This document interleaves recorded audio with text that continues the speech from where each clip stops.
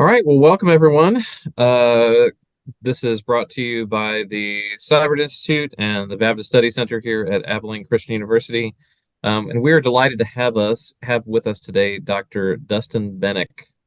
Dr. Benac joined George W. Truett Theological Seminary in the fall of 2020, where he was brought to be the co-founding director for the program of the Future Church. And Dr. Benac works at the intersection of practical theology and organizational theory to understand and explore the organizational ecology that supports community of faith, particularly during times of transition and uncertainty. Dr. Benac has a long resume, which I will invite us to take a look at. I will put that in the chat, and you can kind of learn more about Dr. Benac's writings. He has published widely in peer-reviewed articles and popular publications. He has one co-edited volume that is quite good that I'll commend to you, called Crisis and Care: Meditations on Faith and Philanthropy, came out in 2021. And then his newest book, Adaptive Church: Collaboration and Community in a Changing World, came out in 2023. And so a lot of Dr. Benac's work works at this intersection of collaboration and crisis, and how congregations can understand their own lives and the life of the world around them, and particularly in context where things seem to be shifting pretty widely. So, Dr. Benac, Dustin, if I may, thanks for joining us, and look forward to this conversation today. Thanks, Myles. So I'm gonna start off with just kind of a terminological question. So you work a lot in what's called practical theology. Can you unpack that term for us for just a minute? Sure, of course. So practical theology is really principally concerned with practice, what people of faith do in the world. The life of faith is always practiced. It's always embodied. It always takes place. And practical theology is trying to attend to that in particular ways, that is always trying to discern our practice in light of the reality and possibilities of God. It takes God both as a given and also as a possibility that's inviting us into a particular way of life. So people have talked about practical theology in various ways. There's definitions of practical theology that talk about as a fourfold discipline. It's a discipline, it's a method, it's a curriculum, it's a way of life. More and more, I like to draw attention to three particular aspects of practical theology. First, it's a way of seeing. It's a way of seeing ourselves. It's a way of seeing the world. It's a way of seeing our communities. It's a way of seeing our relationship to God. It's also a story. It's an invitation to participate in a broader story of the people of God. It's an invitation to tell a story in a particular way. And then finally, it's this embodied synthesis. It's a way of orienting ourselves and our communities in light of what God has done, is doing, and might do in the world. And practical theology doesn't diminish the need for other forms of theology. Rather, it tries to build a robust, interdisciplinary, contextually rooted conversation that starts from context and tries to equip and resource local communities of faith right where they are. Yeah. So when you think about the life of congregations, you're always thinking about congregations as these deeply textured things, which which belong to place, which belong to particular histories, which belong to time. Yeah. And all of these things become really significant in terms of understanding, like as you say, like the ecology of what a church is. Yep. So I think that one of the keys here is that these ecologies of faith formation in congregations, they're not just sites of research to extract information and do sociological description. I think we all know the feeling of being an object of study and possibly a subject of exploitation. And the work of practical theologians is just to come alongside individuals and communities right where they are and discern the next step. So there's this generosity, there's this curiosity, there's this commitment to the flourishing of the life of faith. And it's all of that I try to bring to bear in my work. I'm not an objective observer who approaches these communities of faith from the outside. I'm somebody who does the work as a person of faith who loves congregations, understands their complexity, and I think has a hopeful vision for their future. Isn't that some ways why the word collaboration becomes an operative word, Dustin, as you think about even the work of the practical theologian, much less some of the method that you are working out in some of your writing? Yeah, that's exactly right. Yeah, it's the spirit. That's the spirit of the work. I think it's the spirit of being Christian. Mhm. Is you're engaged and invited into this collaborative enterprise, and as a researcher, I simply get to participate in what God is doing and what people of faith have done for a long time. Dustin, to give a good plug for your recent book, which I just taught for a doctor of ministry seminar. Your book, Adaptive Church, it has a lot to do with these structures of collaboration and how um, church bodies within different contexts might be able to reach out and find partners and to understand what they're doing as part of a larger tapestry or a larger organizational structure. Um, I think that's really important. How did you first become concerned with this theme of collaboration? You write a lot about this, but how did you first get into this? Mm. I would say that the short stories, I saw it play out, and I saw the power of it, and I became really curious about it. So I was trained fairly traditionally as a theologian in classical modes of theological research and writing, and loved it. You know, loved that work. Loved reading the Desert Fathers and Augustine and liberation theology, um, and found great joy and pleasure in doing that work. And yet, as I began to ask questions about the complexities of communities of faith and how communities of faith were responding, adapting, shifting to uncertainty, I realized that there were people who were writing and talking about church and ministry who seemed to be several steps removed from what was actually going on in local communities and context. So I tried to get close to the ground.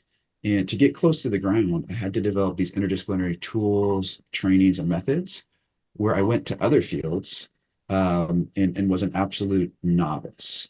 But through that work, began to develop the discipline, the attentiveness, the skills to listen to what was going on in local communities, but do so as a theologian and as a theological enterprise. And through this work, I realized three things, Myles and Carson. First, that the living realities and communities of faith were both more complex and vital than these abstract accounts of church life were offering.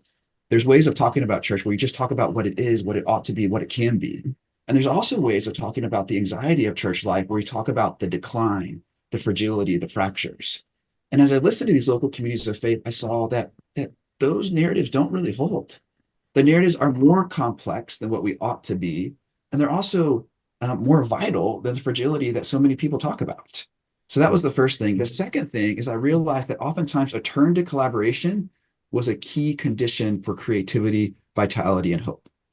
The most hopeful communities that I saw were those who were practiced in the art of collaboration. And then third and finally, I began to wonder as a theologian, what if the sites of encounter and boundary crossing that collaboration represents is actually a space to discern the work and movement of God?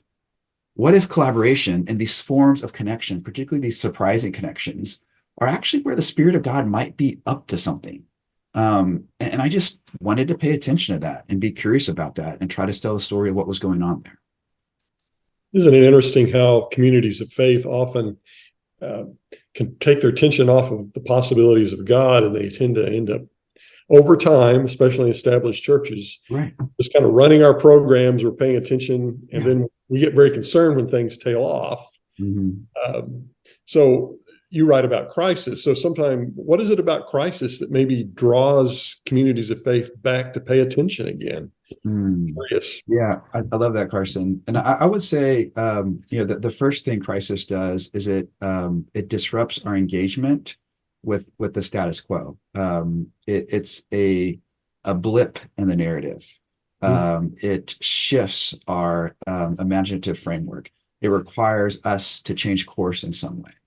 Right. And Wake up because of call. that, what'd you say? A wake up call. It's a wake up call. It's a wake up call. And amid all of that, I think it's also really important to acknowledge the humanity and the grief that comes with crisis, because there's ways of talking about crisis where we talk about it at arm's length. And crisis is always something that happens somewhere else or in somebody else's life or in somebody else's community. And I'm mindful that we probably have friends and colleagues on this call today where crisis isn't somewhere, crisis isn't out there, it's here. It's in our congregations. It's in our families. It's in our lives. Whether because of institutional fragility or loneliness or mental health or the loss of a loved one. Like crisis is something we carry in our bones, and we know that. It's not just a category to describe what's going on. It's a living reality. So that's the first thing I want to mention. And then the second thing I think is important to note is how crisis is something that ruptures our lives and our communities, but we don't oftentimes give a good account of what it is and what it isn't. We see it in the headlines. It's something that is clickable, shareable, and calls people to action. And it seems like everything can be a crisis. And part of my work is trying to clarify what crisis is and what crisis isn't. So my understanding of crisis is that crisis is an experience of being brought up short that requires new interpretive horizons. To put it another way, crisis is an experience where we realize the stories that we've told ourselves and our communities no longer give us an account of what makes for a good life. And we need new interpretive horizons to tell a different story, a different narrative about the practices that ground us. Can you give us like one particular example to help root this? Like what's either from a church that you have worked with? Because I want to get at some point to like your work that you've done in the Pacific Northwest with helping congregations and universities kind of think through this. But give us an example of like how crisis has funded kind of a new interpretive possibility here. Yep. I mean, part of the seed for this idea emerged in the work I was doing in crisis and care. So COVID-19 was a crisis of cascading crises. It wasn't just a single reality; it was a cascading crisis. And one of the things we realize as we kind of a collective community of folks who are paying attention to these trends and patterns, one of the things some friends realized is that one of the crises that came with COVID-19 was an economic crisis, and not just an economic crisis, but a crisis of economic imagination, where so many congregations up to that point, their imagination for what stewardship looked like is it was passing a plate in a particular form of gathered worship. And when communities could no longer gather in order to engage in their common philanthropic practice, they began to become really anxious about the viability of their congregational life together. So the crisis called into question the existing practices and also the narratives. What generosity looks like. How do we gather? To what end do we gather? And it invited what we call philanthropic imagination, where individuals and communities began to tell another story, a hopeful story about what was possible when they reimagined the way their resources, their stewardship, and their gathering could be combined in this moment. So that was one example. Other things I've seen in studying communities of faith in the Pacific Northwest is that individuals and communities' ability to respond to crisis is something that you don't cultivate overnight. When I was studying communities of faith in the Northwest for Adaptive Church, this was a project that started in, say 2017. And I was exploring the conditions that enable communities of faith to adapt to uncertainty. And then I was finishing up kind of a version of it, and then COVID hit and the church went adaptive. So I followed up with these leaders after the fact. And one of the things I saw is that those communities that were the most resilient, the creative, and the hopeful were those that were already collaborating, were already contextually rooted, and had already practiced this kind of nimble adaptive muscle. And because of that, they were able to be resilient amid crisis, be creative, and also stay connected to their people. Myles, does that fill in some of the gaps? Yeah, no, that's great. That's great.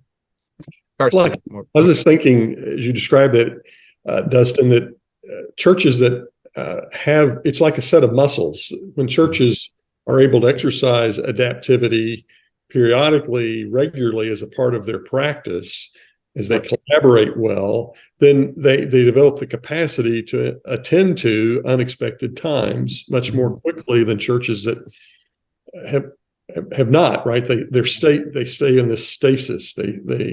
So when finally a big change comes or crisis is created, they don't have even the capacities. Yeah. It seems, right? Is that? Yeah, I think that's exactly right. Yeah, it's this ability, this sense, this habit that you cultivate over time. And you can't cultivate it when crisis hits. You almost have to do some crisis preparedness. But this is where I think the story of the Christian tradition offers a hopeful vision, because I think it suggests that we don't prepare for crisis just so that we can be resilient and overcome it and somehow survive.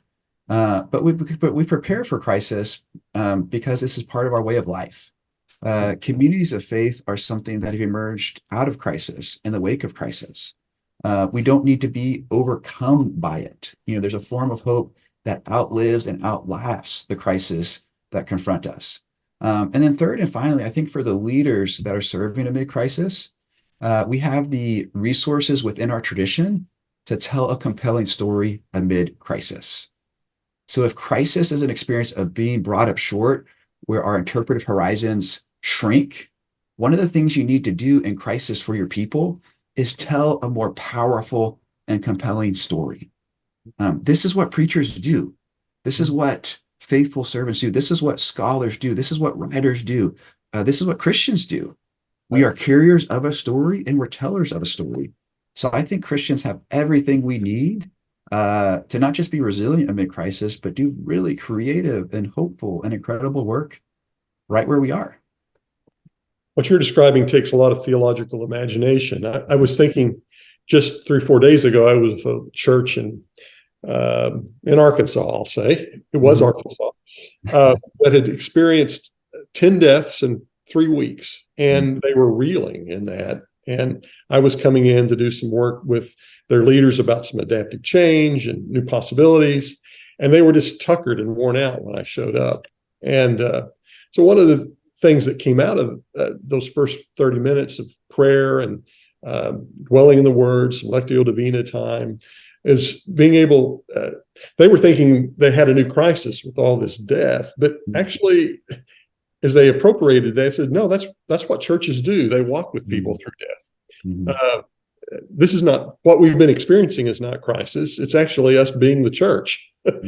And they were able to sort of right themselves during a period of time of prayer and worship to be able then to attend to what really is the crisis in terms of an imagination of what form church needs to take as they look to the future.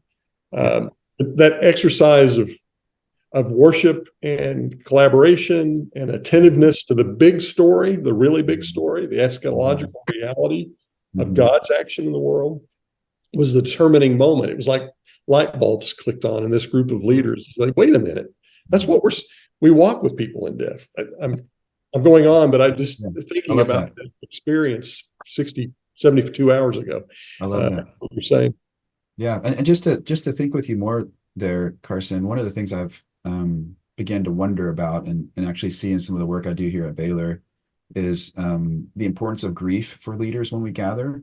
Yeah. So there is a sense in which, carrying and navigating crisis is probably part of the work of Christian discipleship and leadership.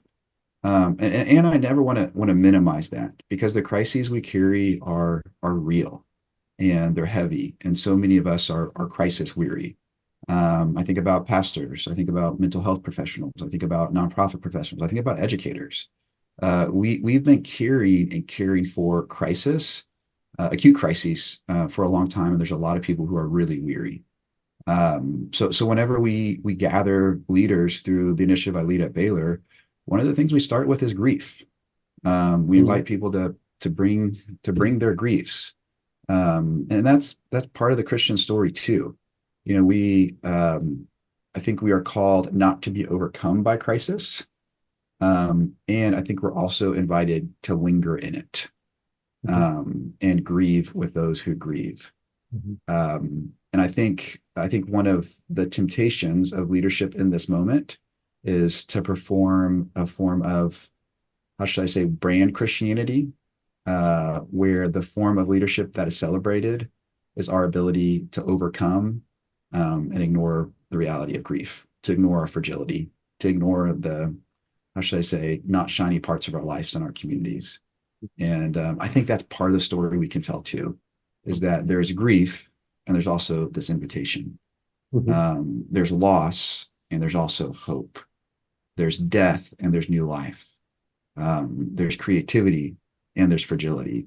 And it's this conjunctive possibility that I think is right at the heart of the Christian story that provides the narrow ridge for us to navigate crisis in this moment. I'm wondering about practices here. We've started naming some, even the practice of lament, right, with regard to grief becomes a practice. But what are some habits or practices that churches might engage in that would help them navigate times of crisis? So if we're going to be, you mentioned being proactive, Sure. right? How do we develop the muscle of a congregation so they can handle and attend to crisis and adapt to a new time? What are some practices that you see? That's what I'm curious about that. Yeah, let's chase it. So I would say that there are a number of practices, and these are practices that I've both seen in the work and research I've done, and also practices that I've kind of cultivated and experimented, in my own life, in my own work, in my own institutional leadership. Crisis for me isn't something that I can keep at arm's length. It's a reality I know in seen and unseen ways. So I think the first practice that can organize our work, particularly as faith leaders, is the practice of telling the truth. The practice of telling the truth about what the crisis is, and how it impacts ourselves and our communities. Our institutions only work insofar as we're able to tell the truth about them, what they are, their ends, their histories, their resources, their gifts. So tell the truth about crisis. And I found that it's really helpful to clarify the challenges that crisis brings in our truth telling, and also the opportunities. So tell the truth about the loneliness, the isolation, the way crisis contracts our imagination. And tell your people that. Say, this is where we are. This is what this crisis does. And then also tell the truth about what's possible in this moment, about how the rules are suspended and there's some chances we can take now that we couldn't take before. Talk about how crisis motivates activity. Talk about how it clarifies value.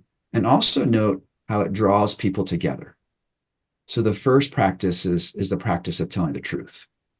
The second practice, I think, is a commitment to relational connection and relational fidelity. One of the things that crisis does is it polarizes and it isolates. So for communities of faith and its leaders, we have to work extra hard and be extra attentive to be relationally connected and carry our people and our various connections with relational fidelity. And that's really hard to do. When crisis hits, we feel the anxiety. We feel kind of the quickening of our pulse. We react in ways that aren't patient or understanding or give people the benefit of the doubt. And we can do harm and burn bridges in 3 seconds that it took 30 years to build. So a commitment to relational fidelity. Third, local commitments. Locality grounds us in the midst of crisis. So I encourage congregations and leaders of faith to think about where you are. We saw this in a really pronounced way amid COVID in my neighborhood.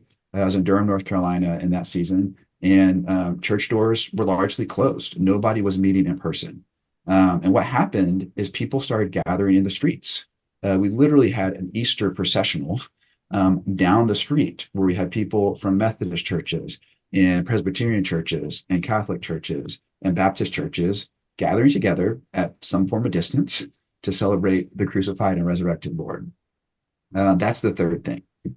Fourth, and this one is really complicated but really important, you want to tend to the need for diversity and also homogeneity. Diversity matters as we're thinking about resilience and creativity, not just because of the complexity and diversity of the kingdom of God, but that's oftentimes where new ideas come from. New ideas and creativity emerges through the encounter of difference in various ways. And at the same time, you have to have a form of homogeneity or likeness for people to feel a certain sense of connection and belonging in order to weather the disruption crisis brings. And you have to read your community. You can't introduce too much diversity, and you also don't want to have too much homogeneity. It's a productive tension there that you have to read with pastoral wisdom. I'll offer 3 more, and I'd love to have a good conversation. I think we're on 5 now. Cultivate alternative economic models. I don't think we want to understate or can understate how the economic realities and shifting structures of economics in religious communities drive so much of the anxiety and the anxiety that crisis often brings. And we can be proactive and preempt that by developing alternative economic models for our communities of faith, for theological education, for our vocations that aren't dependent on historic or single sources of income. 6, consider that the ends of a common life do not necessarily include institutional preservation. I had a colleague who told me at one time, the moment an institution is founded, it exists to preserve itself. And I think the logic of Christian institutionality moves in a different mode, where institutions have credible value and wisdom and resources, but they do not exist to perpetuate themselves. They exist to serve and support their people in the next generation. And then finally, pray. Amid crisis, it is incredibly difficult to create the stillness, the attentiveness, the time to pray. So figure out how to do that. And if possible, don't do it alone. Wow, that's a lot to those are great, Dustin. This is a lot to chew on. I have a lot of questions, but let me begin by maybe asking this first one. So it seems like a lot of this this work that you're suggesting here with respect to economic models and diversity and homogeneity and local commitments presumes, as you've said earlier, like a commitment to place, right? How do we help congregations to think of themselves as place bound? And how do we help congregations see that as a productive concept, right? This is not like a limitation or a liability, but this is actually something that feeds into God's act of what you are, right? How do we begin to cultivate like place making or place attending? Yeah. Well, I think you gave us a kind of a key to how to begin unpacking this by talking about as seeing. I think a turn to place is principally a way of seeing, and also seeing what's already going on and has been going on for a long time. There's lots of conversation about placemaking, return to place these days. And I think for Christians and people of faith, this may sound like a new conversation, but it's actually a very old one. The life of faith always takes place. And one of the ways I do this in my classing, teaching, and consulting is I invite people to think about their lives, their story, and their narrative. And I want them to tell me about a particular place that contributed to their faith formation. I ask about congregations, colleges, universities, and then I ask about a particular individual or mentor who discipled them in some way. And when we begin to think about our own lives, because we can see the reality of place in our own lives a little bit more clearly than we can see the importance of place in these abstract institutions, we begin to realize that these formative experiences I've had with God and community actually took place in particular places.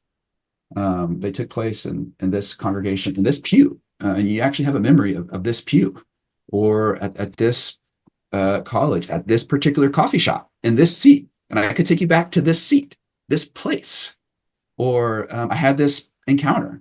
Maybe it was hopeful, maybe it was tragic, in this place, and that place matters. So I think that's the first way to begin thinking about this, is to think about the story of our lives. We realize that the story of faith in our lives is one that's already been placed.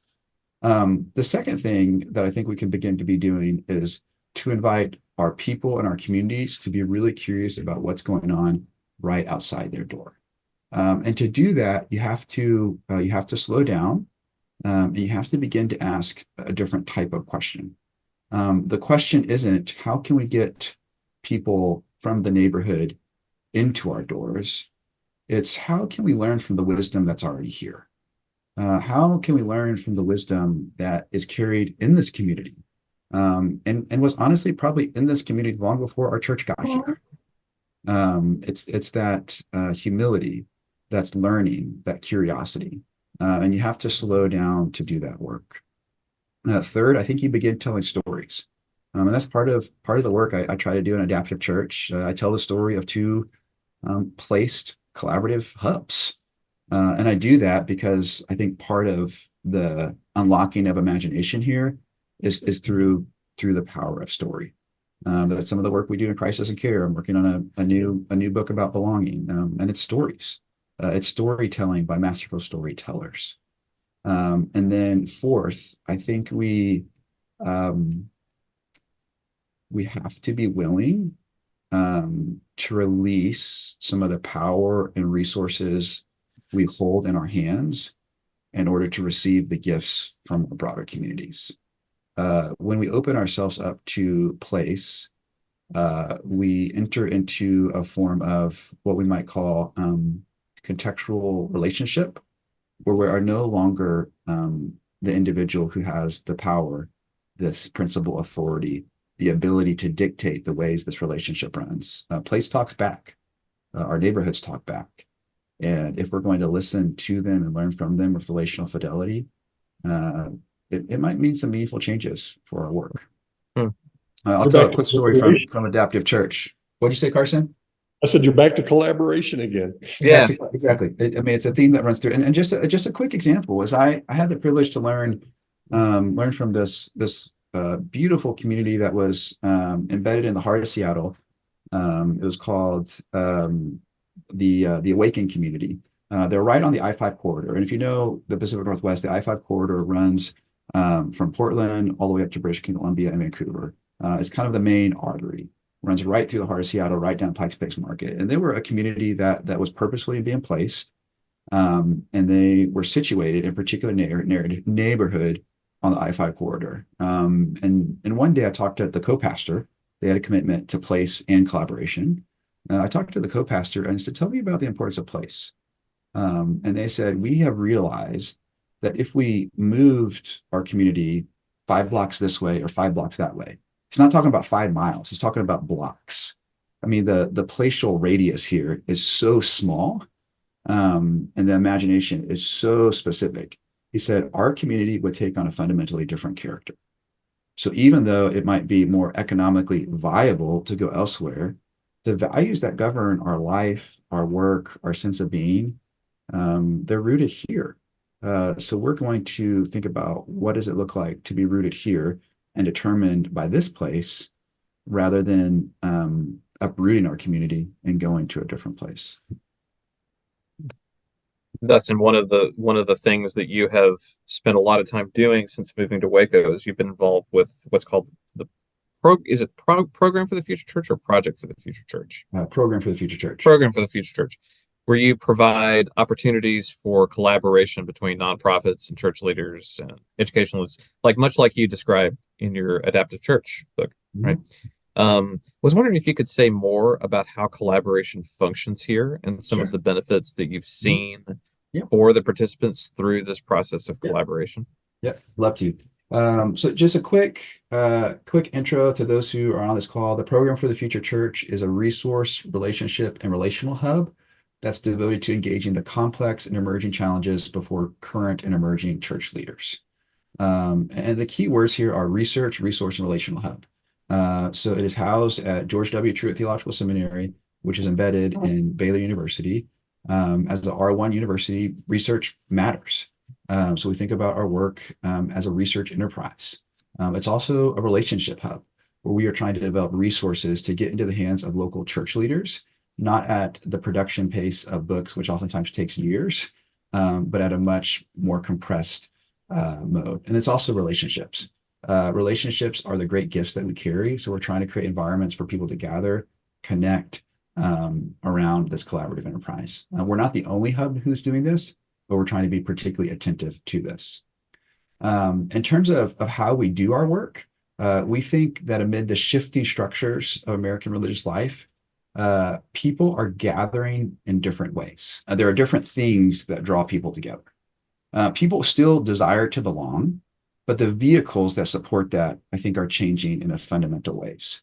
So we think about kind of 5 realities that provide pathways for people to collaborate. One is common questions. So questions provide ways for people to connect in meaningful ways.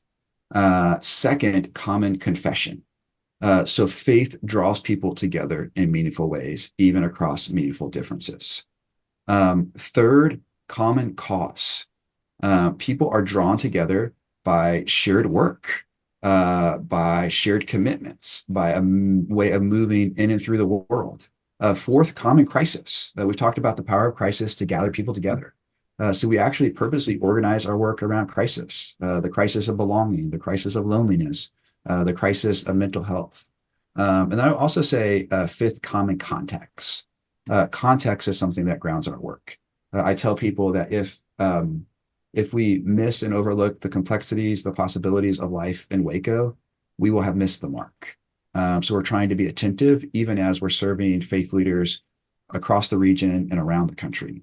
We're centering context.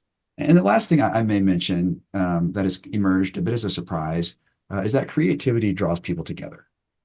When you are invited to do creative work together, that's one of the vehicles for collaboration. I was just talking earlier this morning with kind of partner collaborator who were figuring out this collaborative dance. And one of the commitments we said is let's try to do something together. Let's try to be creative as a way to figure out this collaborative process. In terms of how our work moves, we talk about this as a cycle. And I'm going to try to drop an image in the chat. We'll see if it'll let me get it there. Unfortunately, it's not. Let's see if I can copy it in a minute.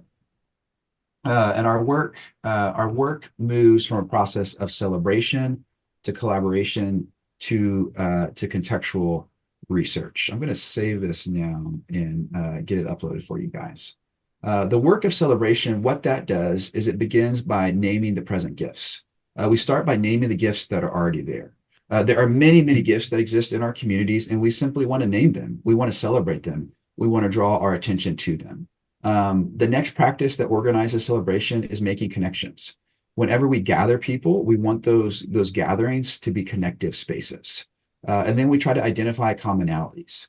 Whenever we gather people, we imagine that there is this homogeneity and diversity. And amid that, we want to draw attention to the commonalities that are there. So we transition from collaboration to what we call our collaboratory. Our collaboratory is this curated 3-day environment where we're organizing our work around a central question and crisis. Maybe it's belonging. We recently gathered folks around leading alone and the need for collaboration. And our goal there is to first clarify the presenting crisis. So what is the crisis of belonging? How do we experience that? How do we feel that? And then we begin to develop shared language. For example, when we're talking about collaboration as a way to move beyond leading alone, we don't all mean the same thing by partnership. We want to be sure we're using some of the same language and complexifying that language. And then we're ultimately trying to elevate imagination. So we want people to leave the collaboratory with a sense of the possible. We haven't solved the crisis of mental health or belonging, but we wanted them to leave with a sense that they're not doing the work alone, that there's more possible, that we can begin to work this out in our communities.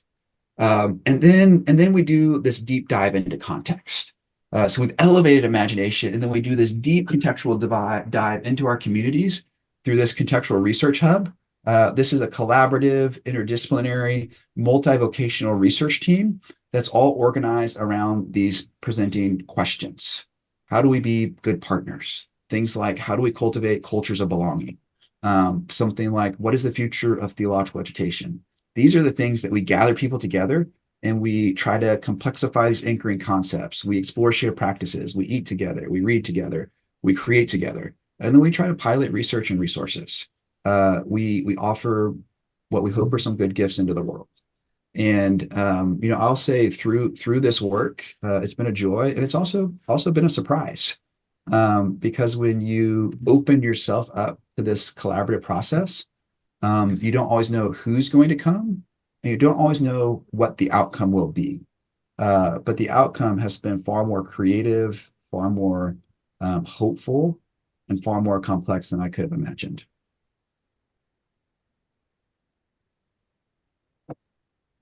I was wondering if you mentioned doing this around theological education. I'm sure you're doing it around communities, faith communities in a particular region. I know that you did a lot of work in the Northwest, Pacific Northwest, with church plants or young congregations or ecclesial models, ecclesial communities. I was wondering if you could give us an example of a community where you've participated and engaged in this collaborative kind of work together. What are some examples of both the hope and the complexity of this kind of work? Yeah, I'll share some of the work we did around belonging. I think belonging is I think a question of our generation, if not the question of all generations. And we were able to gather teams and a number of faith leaders, both locally and from across the country, around this question.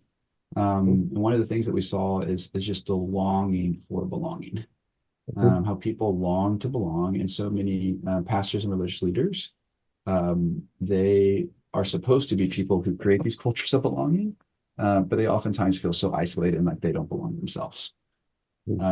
So I think that's some of the complexity and fragility, how those who are serving our communities in this moment oftentimes feel so lonely, so isolated, and don't know who their people are.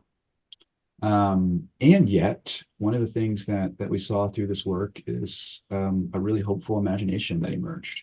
We had people incorporating this into the way they preach. We had people writing, telling really compelling stories about what is emerging out of this work. We had people using some of our work to shape how they serve the students that they engage in various ways.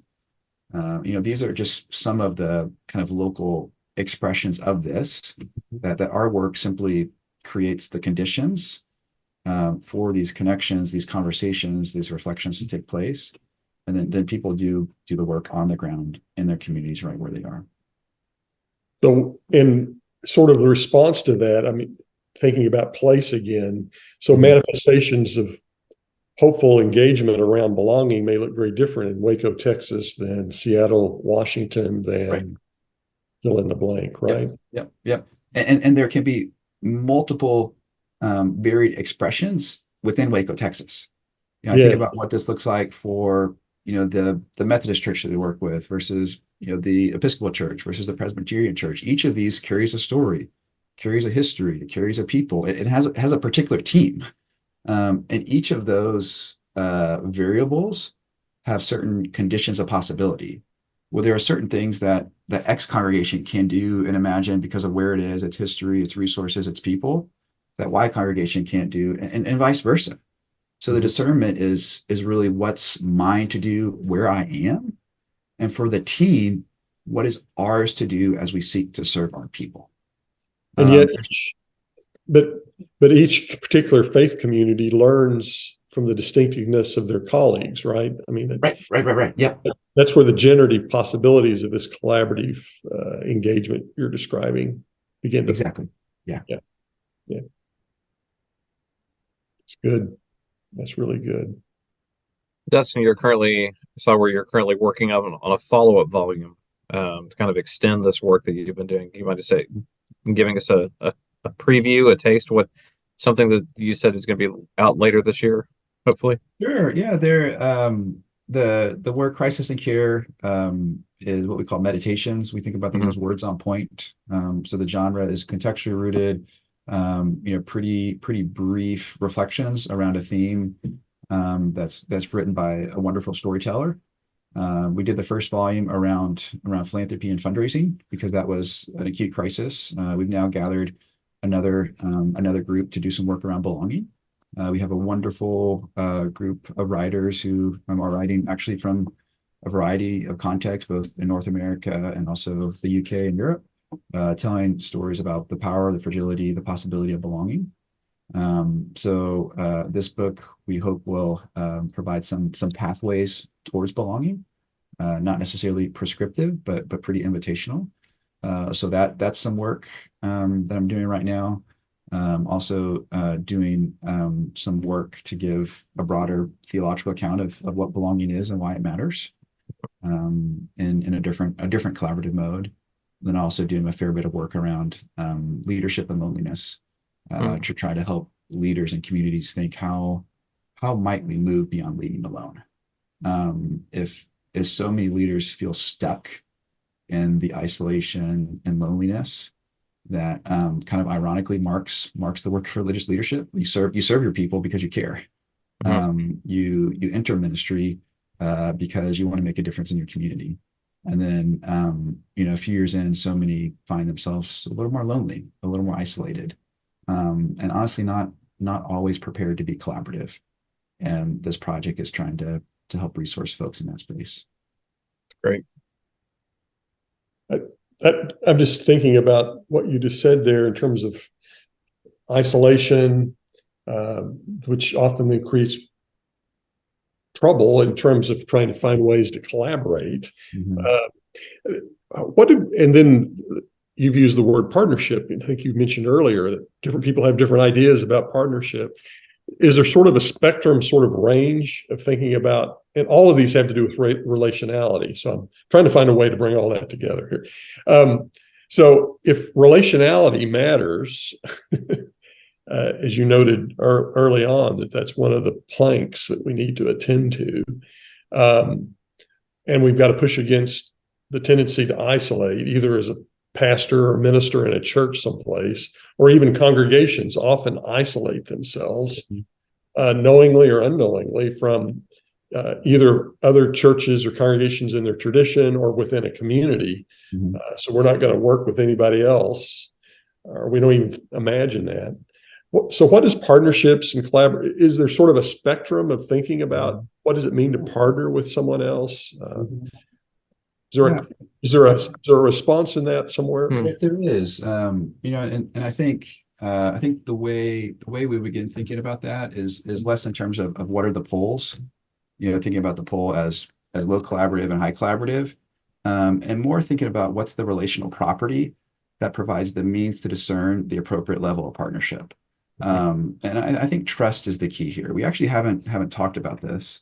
But whenever I'm thinking about partnership and working with communities to imagine partnership in new ways, you have to move at the speed of trust.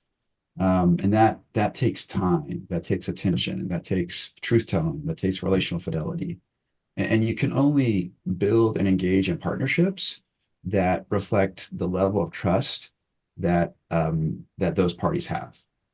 This applies to individual partnerships. Between two people, you can only do the type of partnership and collaborative work that reflects the level of trust you have.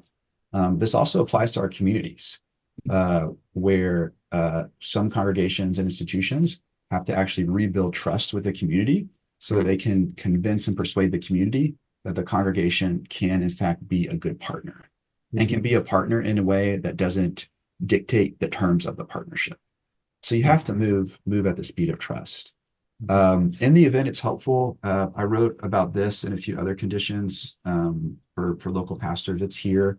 I know your team, Carson, is preparing a list of resources, but this talks a little bit about moving at the speed of trust.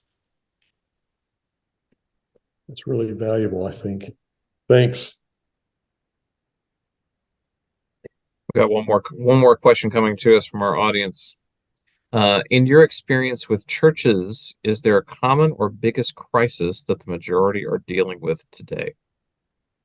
Yeah, really, really important question. Really interesting. I would say there's a constellation of crises and challenges.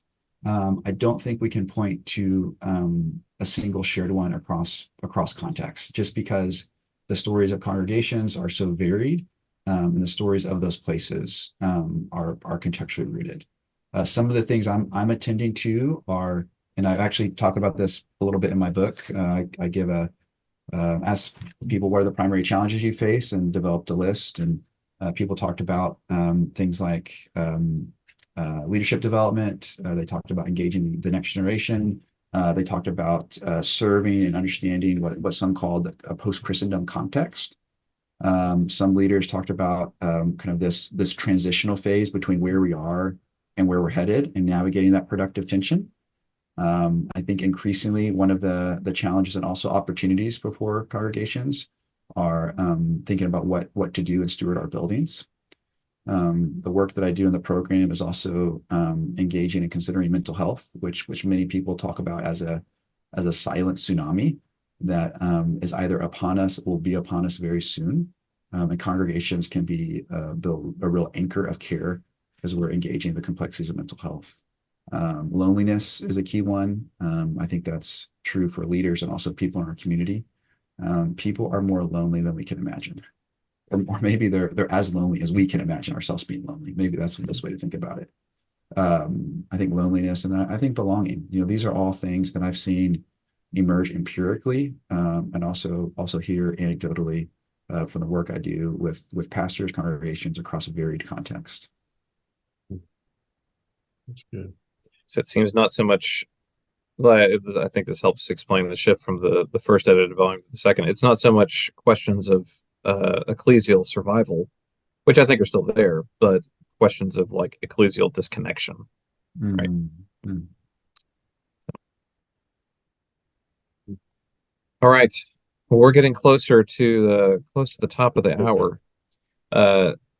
Dr. Benac, thank you so much for your time in being with us today. I didn't know if there were any, as we're thinking about these themes of crisis and collaboration, if there's any kind of parting words or any kind of thing. There's lots of things that I think we've lots of threads we've pulled at, but as we've been pulling at these kind of different elements here, are there any things that you particularly want to leave us with and want us to take home? Yeah, I'd say two things. I actually want to conclude by talking about this theme of hope. And all the work I do, my aim is to bend imagination towards hope, because it is a time of incredible transition, in some ways, incredible crisis. It's also a time of incredible hope. And I don't mean that at a distance. I mean that with all sincerity. I have incredible hope about the future of congregations, the future of theological education, the future of the work and story we get to carry. And amid all the talk of crisis, change, transition, anxiety, decline, part of the work of leaders in this moment is to offer a clarion call to hope. We invite people to hope. We offer a hopeful imagination. It's not a naive imagination. We are truth tellers, but part of telling the truth is an invitation to hope. So that's the first thing. The second thing, just in that spirit of invitation, is I'd invite folks to tend hope, to tend the tenders of hope that you carry in yourself, in your community, in your people, because there are lots of reasons that people can lose hope and find themselves in despair. I think part of our calling as religious leaders in this moment is to tend to hope and cultivate hope and share it and celebrate it when we see it. I think part of the work that you are doing here, Myles, and you're doing, Carson, is actually creating space for hope. So it's a real joy to join with you all in that as we all seek to plant seeds of hope and nurture a more hopeful imagination about the future. Well said. Well said. Thanks, Dustin, for being with us. I'll let Myles wrap this up, but this has been a joy. Likewise. Well, thank you, everybody, for joining us today. And thank you most of all to Dr. Benac for your time and for your sharing your wisdom with us. In the chat, we've been dropping a number of resources. And as when this is sent out over email, there'll be many other resources to be able to point your direction. So once again, Dr. Benac, thank you for your time and for your expertise. So, bye all. From the Siburt Institute and the Baptist Study Center, hope you have a good rest of your day.